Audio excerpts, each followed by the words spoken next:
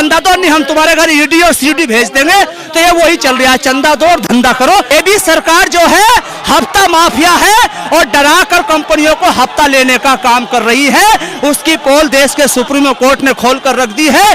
ये सरकार कोरोना की वैक्सीन से लगाकर और पाकिस्तान की कंपनी से चंदा लेकर चल रही है। 70 सालों में कांग्रेस ने हिंदू को मुसलमान से नहीं लड़ाया, आपने 10 साल में लड़ाया है। 70 सालों में कांग्रेस ने मंदिर मस्जिद पर वोट नहीं मांगा, आपने वोट मांगा है। 70 सालों में कांग्रेस ने शहीद देश के शहीदों के नाम पर वोट नहीं मांगा, आपने 10 सालों में मांगा है।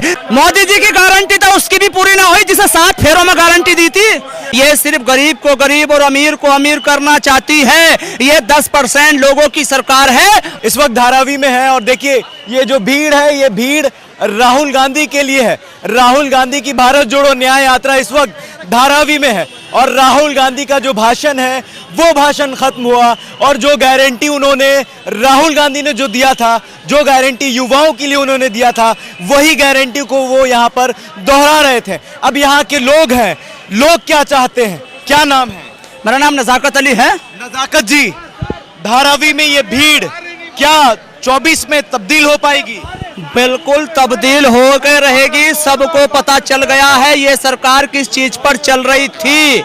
ये सरकार कोरोना की वैक्सीन से लगाकर और पाकिस्तान की कंपनी से चंदा लेकर चल रही है। ये सिर्फ गरीब को गरीब और अमीर को अमीर करना चाहती है। ये 10% लोगों की सरकार है और 90% को लूटकर उनको अमीर करना चाहती है। ये सिर्फ जनता को रोटी और कपड़े पर छोड़ना चाहती है। ये जनता को गुलाम बनाना चाहती है। इस बात की ये गवाही देखो कितनी आवाम आई खड़ी हुई है। ये पैसे वाली नहीं है, ये धारावी की जनता ने दिखा दिया है कि अब हम बदलाव कर रहेंगे। कल यात्रा इस सरजमी पर समाप्त हो जाएगी महाराष्ट्र के शिवाजी स्टेडियम में, आपको एक बदलाव मिलेगा।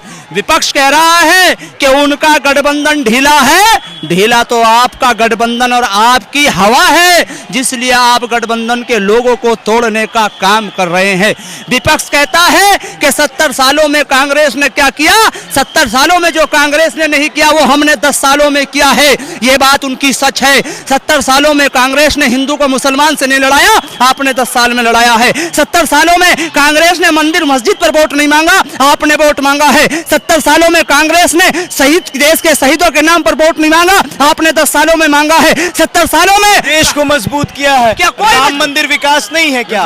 पाकिस्तान डर रहा है, चाइना बैकफुट पर है। पाकिस्तान डर रहा है, पाकिस्तान को और हमदर्दी दे रहा है, हॉकी कंपनियों से चंदा ले रहा है। Digital India, make in India. मेरे पास पैसा नहीं है, डिजिटल इंडिया का क्या होएगा? कौन सा डिजिटल इंडिया, कैसा डिजिटल इंडिया? खामा खा की बात आप कर रहे हैं। कोई डिजिटल इंडिया नहीं है, सारी बकवास है और इस चंदे ने इनकी सारी पोल। टोरल बॉन्ड पर क्या कहेंगे? मैं टोरल बॉन्ड पे कहूंगा ये चोरों की सरकार है। ये जैसे गुंडे होते थे ना हफ्ता माफिया, ये भी सरकार जो है हफ्ता माफिया है और डरा कर कंपनियों को हफ्ता लेने का काम कर रही है। उसकी पोल देश के सुप्रीम कोर्ट ने खोल कर रख दी है। इसलिए अब देश की जनता को समझना होगा और सुनना होगा कि हमारी जो ये टैक्स लेते हैं और कंपनियों से जो पैसा लेते हैं, उस पैसे का इस्तेमाल MP MLA खरीदने में करते हैं। इनके पास तो नेता भी नहीं है। इन्होंने कांग्रेस के नेताओं को राज्यसभा भेजा है, कांग्रेस के लोगों को तोड़कर मुख्यमंत्री बनाया है। इनके पास मीम वायरल हो रहा है, चंदा लो और धंधा दो। हाँ बिल्कुल वो सही है, बिल्कुल चंदा दो और धंधा। जैसे ये कांग्रेस के IT सेल वाले कर रहे होंगे। नहीं, पहले जमाने में अभी क्या होता था, सपेरा गांव में आता था, बच्चों को सांप दिखाता था और ये कहता था अगर आप घर से आटा चावल गेहूं नहीं लाए तो रात को सपने में सांप आएगा।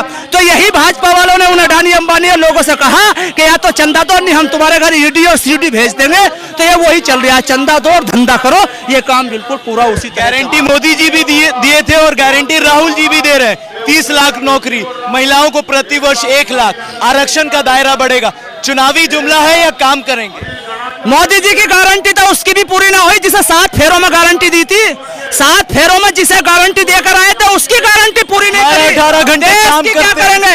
18 घंटे काम करते ना तो राहुल जी को जननायक बनने की कोई जरूरत ना होती। आपने तो 18 घंटे नहीं 30 घंटे काम किया है और ये प्लानिंग की है। एक तो मोदी जी जननायक नहीं, मोदी जी तो देश को लड़ाने वाले हैं। मोदी जी तो हिंदू मुसलमान करने वाले हैं। अभी आप देखिए उसके अंदर बनारस के अंदर मेरी हिंदू बहनों की इज्जत लूटी गई। लूटने वाले भाजपा के कार्यकर्ता थे, कोई एक्शन नहीं हुआ।